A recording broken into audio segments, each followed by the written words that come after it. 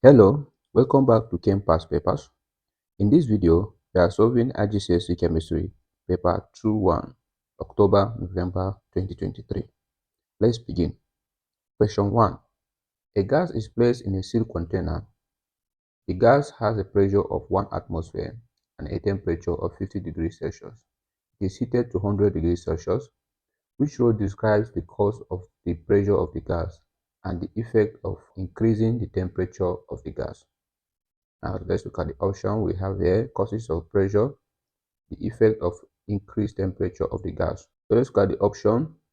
Because of the pressure of the gas should be collision of the particles and the container. So option A and B is out. So we're looking at between C and D. So let's look at the effect of increased temperature of the gas. When the temperature is increased, the average speed of the gas particles will increase. So the answer is D. This is because gas pressure is due to collision of particles with container walls, and higher temperature will increase particle speed. Exam tip: pressure is from collisions with the walls of the container, not particle-particle collisions. Please take note so that you will not make mistake. Question 2. 4 experiments, each containing a different acidic gas, are set up as shown. The dividing glass plates are removed at the same time. In which set of apparatus does the litmus paper turn red? So here we are looking with diffusion. So let's look at the option that we have here. Carbon dioxide. Carbon dioxide gas is not acidic, so it will not turn litmus paper red. Look at this one, we have hydrochloric acid. Litmus paper, definitely it will turn red. So our answer is B. So let's look at other options. Nitrogen dioxide, and then we have sulfur dioxide. So our answer is definitely B. Question 3. The group 1 element, potassium, forms an ionic bond with group 7 element, fluorine. Which two ions are produced? So this is very simple. When atoms lose electron, they become positively charged. So that means our potassium is supposed to be positively charged. And when atom gains electron, it's supposed to be negatively charged. So options C and D are out. So we have option B as our correct answer. Potassium gives electron, becomes positively charged, and fluorine receives it, becomes negatively charged. Question 4. X and Y are atoms. X and Y have the same number of electron shells. X and Y have the same number of outer electrons. X and Y have different mass number. Which statement about X and Y are correct? X and Y are isotopes. X and Y have the same total number of electrons. X and Y have the same chemical properties. So let's look at it. We are told that X and Y have the same number of electrons in the outer shell. That means they are in the same group. They have the same number of outer electrons. That means they are the same atom. X and Y have different mass number. Mass number is proton number and neutron number. So if they have the same mass number, that means they have the same neutron number, which means that they are isotopes. So 1 is correct. Now, if they are isotopes, that means they are going to have the same number of electrons. Now, and since they are also isotopes, that means they also have the same chemical properties. So our answer is A. Question 5. Lithium chloride is an ionic compound and silicon 4 oxide is a covalent compound. Which statement about both compounds is correct? They are not soluble in water. That is wrong. Lithium chloride as an ionic compound will be soluble in water. B. They conduct electricity when melted. That is also wrong. Silicon 4 oxide doesn't conduct electricity. They do not conduct electricity in solid form. That's correct. So our answer is C. Because ionic compounds conduct electricity only when they are in molten state or in aqueous state, meaning dissolved in water. They have low melting point. That is wrong. So our correct answer is C. Next question. Which equations are balanced? So this is talking about balanced chemical equation. So in order to do that, we need to count the number of atoms we have both sides. So here we have 2 ions. We have 2 ions. Then we have 3 oxygen plus 3, 6. Here we have 6 oxygen because 3 times 2 is 6 oxygen. Then here we have 3 carbon. And also here we have 3 carbons. So equation 1 is balanced. Then equation 2, we have 1 zinc here, 1 zinc here. Carbon is 1 here. Then also carbon is 1 here. Oxygen is 3. Oxygen is 1, 2. This 2 is for hydrogen and oxygen. That means oxygen is 2 here, which is 4. 2 plus 2, 4. So this one is wrong. Oxygen is not complete. Then we move to next one. Magnesium 1, magnesium 1. Nitrogen is 2. This 2 is for nitrogen and oxygen. So that means we have 2 nitrogen here. While here, we also have 2 nitrogen because this 2 is for nitrogen. Then our oxygen is 3 times 2, 6, plus 1 here, 7. Our oxygen here is 2. 1 oxygen times 2 is 2, plus 2 times 3 is 6. So 2 plus 6 is 8. So oxygen is not balanced, so this is not balanced. 4, calcium carbonate.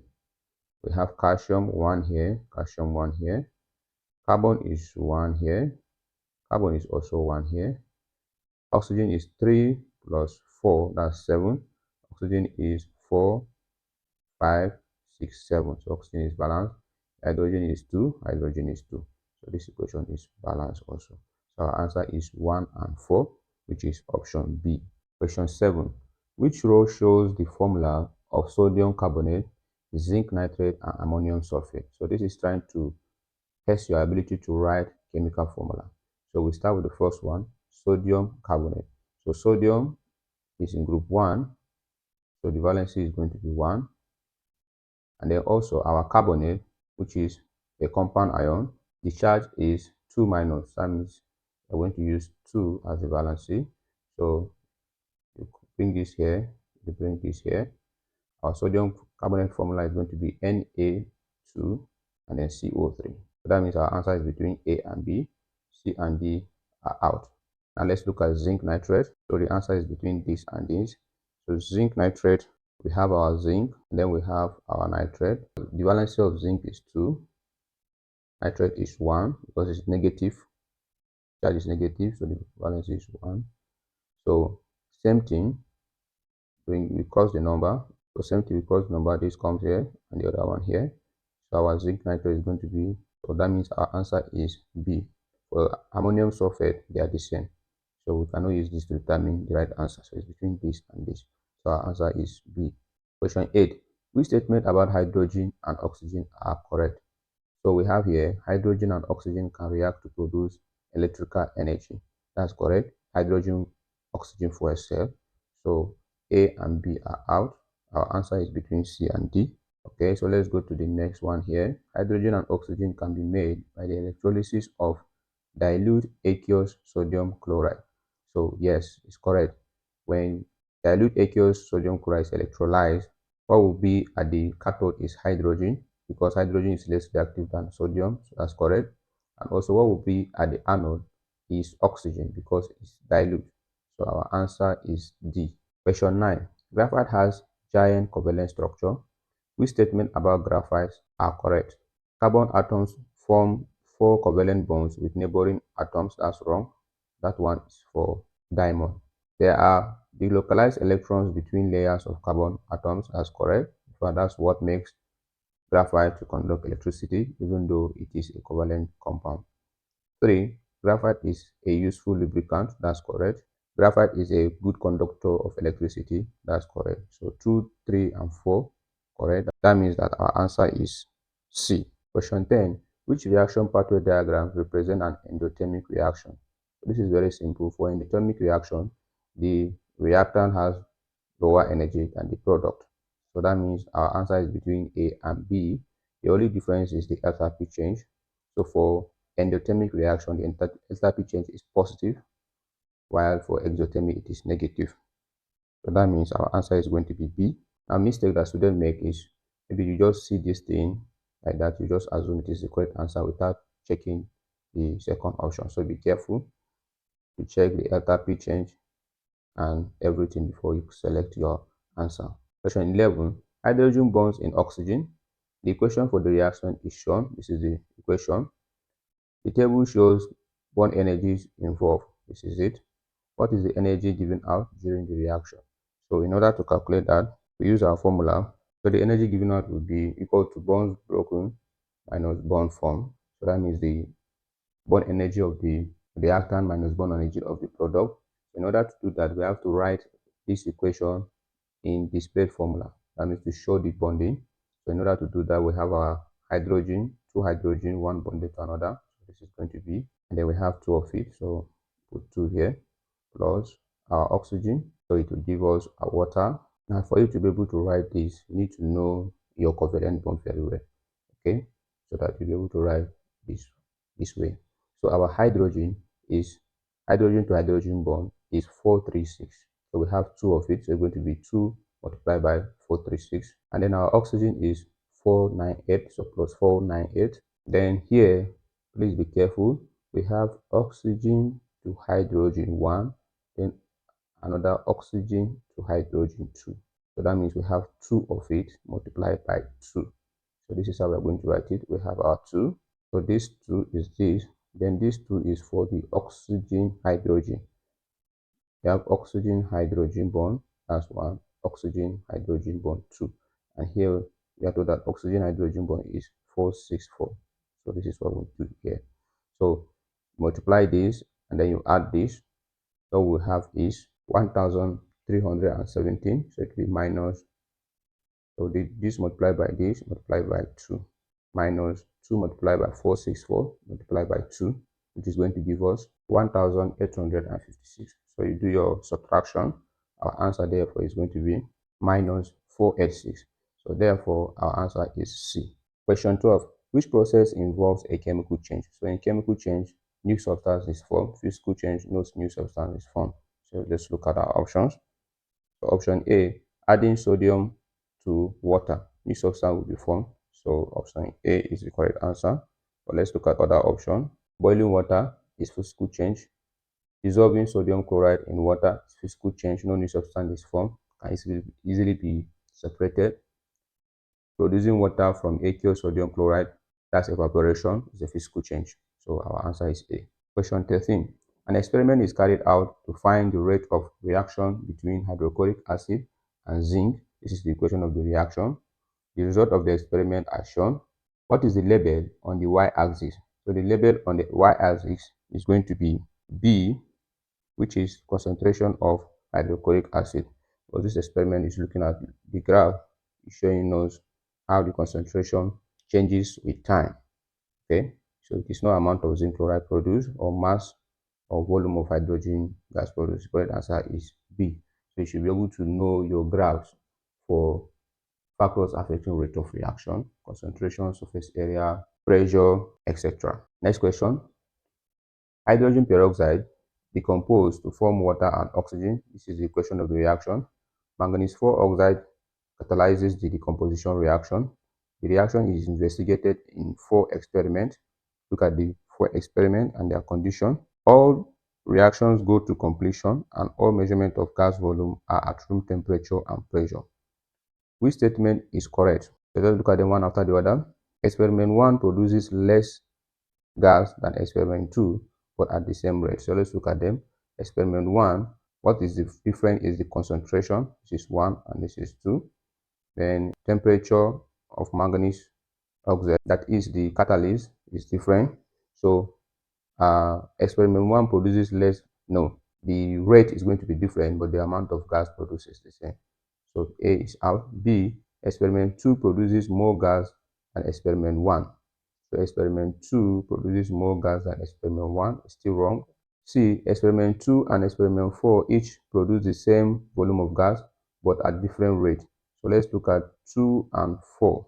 So let's look at C, experiment 2 and 4 each produce the same volume of gas, but different rate. So yes, that will be the correct answer, C. Question 15. Sulfuric acid is produced by the contact process. Which row shows the typical condition used in the process? So the typical condition used for contact process is going to be C, which is catalyst vanadium 4 oxide.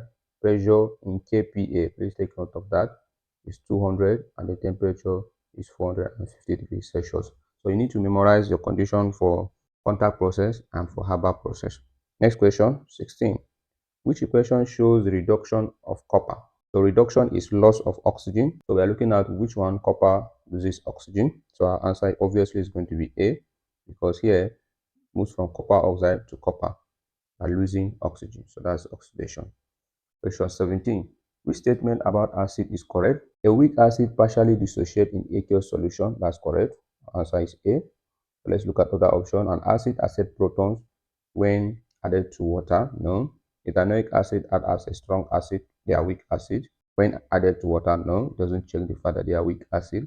Option D. Hydrochloric acid is a strong acid that ionizes in water to form hydrogen ion. No, that's wrong. That should be H plus, not H minus. Okay. Next question. Question 18. Copper 2 sulfate is formed by reacting excess solid copper 2 carbonate with dilute sulfuric acid. Which process are part of the preparation of solid copper 2 sulfate? So we have copper 2 sulfate forming from copper 2 carbonate and dilute sulfuric acid. So this is an insoluble base plus acid. So that means it's going to be filtration, then crystallization. So we are having this and this. So our answer is 1 and 3, which is option A. So this is preparation of salt by reacting acid with an insoluble base. Next question, question 19. Which type of reaction is represented by the equation shown? So this is the reaction. So we have, look at the equation here, aqueous, aqueous, aqueous, aqueous, giving us solid and then aqueous. So that will be precipitation. Soluble salt plus another soluble salt will give us an insoluble salt and a soluble salt. So our answer is precipitation, which is D. Next question, question 20. Which compound is likely to be colored? So transition metals, they give color compound. So our answer should be A. Why? Because it is A that contains a transition metal, manganese. B is potassium, nitrogen, oxygen. This one also potassium, carbon, oxygen, potassium, sulfur, oxygen. So no colored compound. So our answer is A because of manganese, which is a transition metals. That will bring us to the end of part 1, question 1 to 20. We continue question 21 to 40 in part 2. If you find this video helpful, like, share, and subscribe. See you in part 2.